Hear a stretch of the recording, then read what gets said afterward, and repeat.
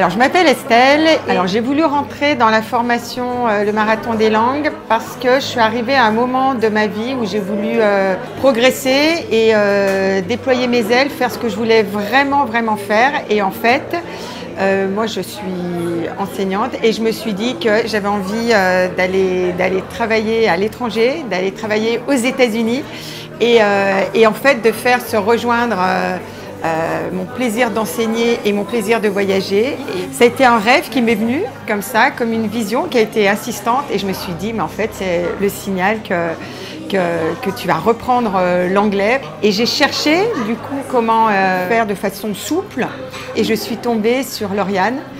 Et en fait, cette idée de mélanger l'apprentissage, le coaching, d'avoir de nouveaux leviers de motivation, enfin mémorisation, de penser que peu importe comment vous étiez avant, comment vous avez appris l'anglais, là aujourd'hui on peut faire différemment et avec une énergie qui était incroyable. Je me suis dit mais là je sais pas, ça m'a appelée et donc j'y suis allée. Et je ne l'ai jamais regretté. J'ai vraiment découvert grâce à elle à la fois de nouvelles pratiques pour apprendre une langue. J'ai vraiment découvert de nouveaux leviers et je me sens plus alignée. Et puis en fait, j'ai aussi un pourquoi très fort parce qu'apprendre l'anglais, c'est aller chercher ce rêve-là. Alors je rêve de partir dans l'Ouest américain depuis, ça fait 30 ans que j'en rêve. Et puis ce que j'ai appris aussi par Lauriane, et le marathon des langues, c'est tout ce qu'on pouvait faire passer par un écran. Et donc, d'une certaine façon, neutraliser la pensée limitante que en distanciel, c'est moins bien ou autre. Autant j'adore être formée ou enseignée en présentiel. Mais en fait, on peut aussi faire passer beaucoup d'informations, de ressources, d'expériences, aussi en distanciel. Et ça a été une grande leçon. C'est-à-dire quand je vois ce que par le marathon des langues, elle arrive à faire et à connecter les gens et de nous faire nous sentir une communauté et de nous transmettre toutes les clés qu'elle veut nous transmettre. Là aussi, je me dis, ouais, c'est possible de faire de grandes choses comme ça en ligne.